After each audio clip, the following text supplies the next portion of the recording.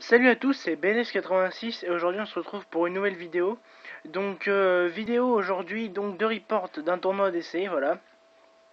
Donc c'était le deuxième tournoi que je faisais donc avec mon deck Necrose. Donc voilà, j'avais envie de faire ce petit récap parce que pour moi j'ai affronté tout. Voilà, il y avait 4 rondes, j'ai affronté 4 decks différents. J'ai affronté des youtubeurs donc voilà. Comme ça leur fera un petit peu de pub en même temps, donc voilà. Et donc voilà, j'ai essayé de jouer Necrose, j'ai laissé tomber un petit peu le Shadow. Donc voilà, j'ai réussi à le vendre. Et donc je m'oriente vraiment vers Necrose pour le CDF et pour les tournois à venir.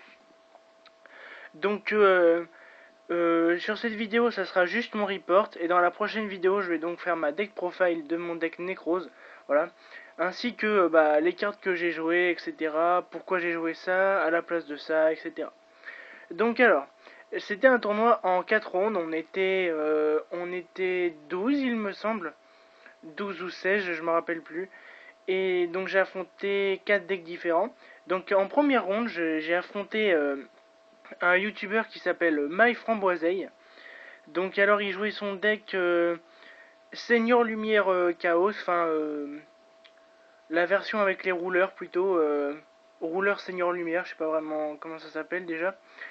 Et, euh, et donc j'ai gagné ce match 2-0 tout simplement parce qu'à la première manche, je lui place une fois le Ginlock, il arrive à s'en débarrasser et le tour d'après je lui mets Trishula plus je lui remets le Ginlock. Donc ça a été très compliqué pour lui de remonter. Voilà, une fois qu'il y a Ginlock, soit qu'il décide de meuler pour trouver une solution, soit qu'il se coupe et on passe à la prochaine. Donc c'est ce qu'il a fait intelligemment. Donc ensuite on est passé à la seconde manche de ce duel et donc là j'ai eu encore une sortie très propre avec Trishula tout ça. Et lui malheureusement a une sortie assez moyenne. Il a posé deux vouivres et dans la main il avait un BLS, un sorcier du chaos, enfin des jouets, enfin des trucs pas facilement jouables, voilà, des trucs pas facilement faciles à sortir quand on meule pas. Donc voilà. Donc ensuite, je vais affronter un deck Manvolchero, donc joué par Kind47. C'est forcément quelqu'un que vous connaissez si vous avez suivi YouTube dans les années précédentes. Voilà. Il ne fait plus de vidéos actuellement, mais bon, c'est une personne très très intéressante à suivre et à connaître. Voilà, donc ses vidéos étaient de bonne qualité aussi, je m'en souviens. Donc voilà, donc il jouait Madolchero, donc un paquet que j'ai pas forcément affronté. Voilà. Au début, je pensais vraiment que c'était Madolch normal, et ensuite, je me suis rendu compte que c'était tout simplement donc un Madolchero. Donc il va gagner tout de suite la première manche de ce duel parce qu'il va me sortir très vite. Il va me sortir très vite donc Naturia Beast. Donc Naturia Beast pour joueur de Necrose c'est totalement irremontable. Voilà. À part jouer un monstre ou faire une Xyz qui peut changer la game, il n'y a aucun moyen de se sortir de Naturia Beast. Donc c'est pour ça que j'ai scoop la première même mais après un certain temps pour essayer de chercher une réponse dans le deck parce que j'avais pas envie de m'incliner à la première game. Donc voilà.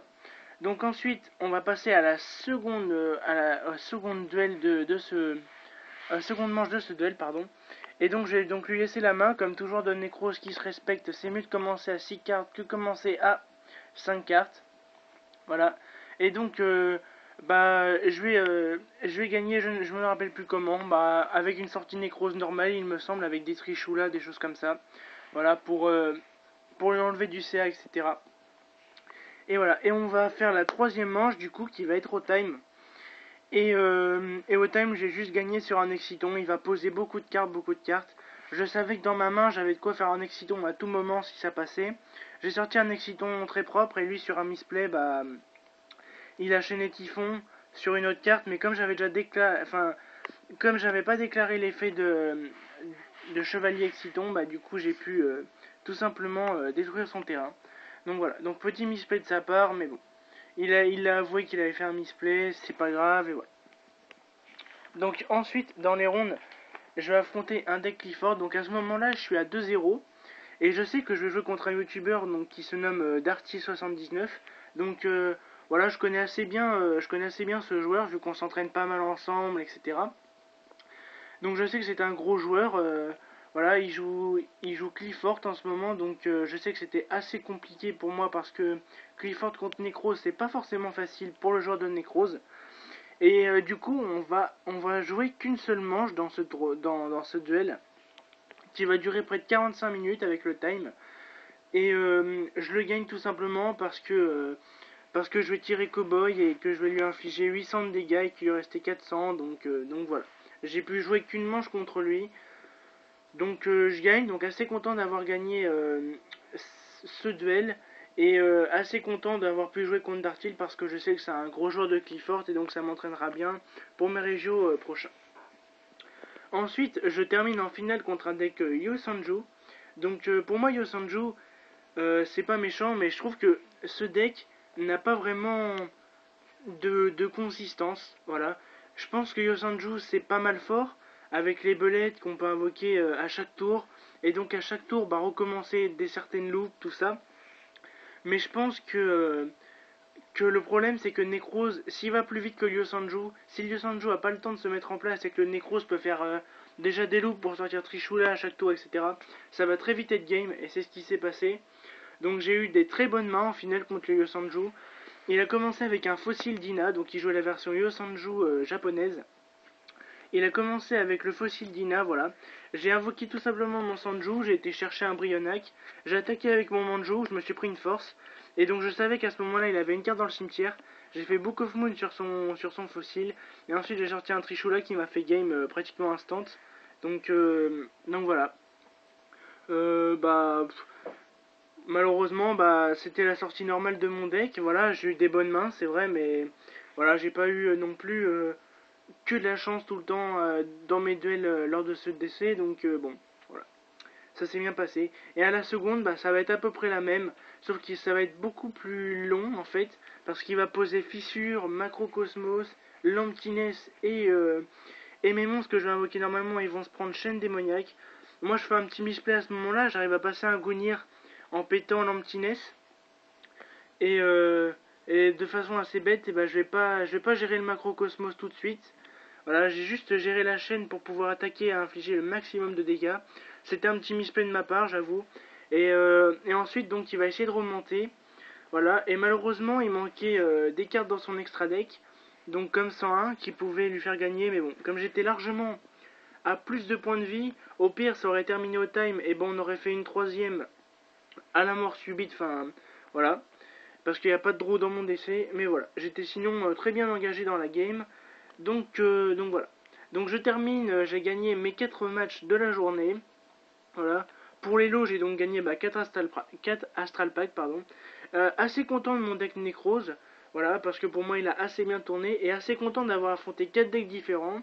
Et surtout des decks que de nom j'avais envie d'affronter. Genre Yosanjo, j'ai vu qu'après que c'était pas mal joué par certains joueurs.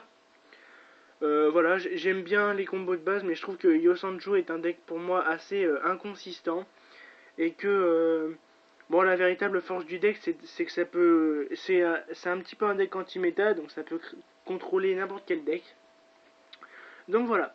Donc à la suite de cette vidéo, il y aura donc ma deck profile. Donc bah, je vais le faire avec beaucoup de plaisir, ma deck profile. Je vous expliquerai donc bah, pourquoi mes choix, etc. Donc voilà, j'espère que ce récap de DC vous a plu. Si vous voulez plus d'infos sur les rondes, si vous voulez des choses comme ça, n'hésitez pas, dites-le moi dans les commentaires. Donc encore une fois, bah, si vous avez apprécié cette vidéo, n'hésitez pas à lâcher un j'aime, à commenter ou même à partager cette vidéo. Et voilà, je vous dis à plus les amis, bon duel à tous.